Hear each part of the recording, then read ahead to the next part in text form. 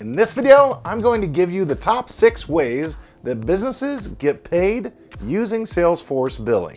My name is Micaiah and I'm from Chargent, where we are dedicated to helping aspiring Salesforce payments experts like you be a superstar for your organization. When you use Salesforce billing, one of the primary things to decide is how are you going to accept payment? Number 1, are you going to take analog payments? So these are some of the most classic forms of payment, such as cash, money orders, cashier's checks, and yeah, plain old paper checks, which I hope you're not using anymore.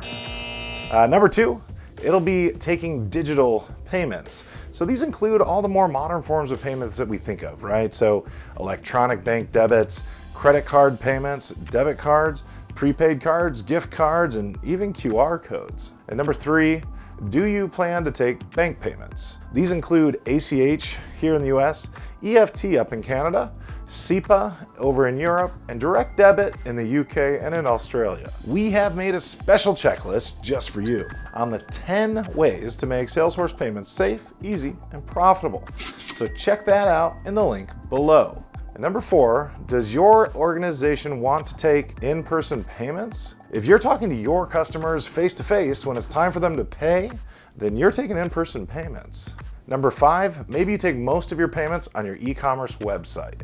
And number 6 is, will you be taking phone payments? And at Chargent, we are dedicated to helping Salesforce customers like you keep your payments simple. So head on over to this video here. I'll see you over there. And remember, at Chargent, we are always here to help.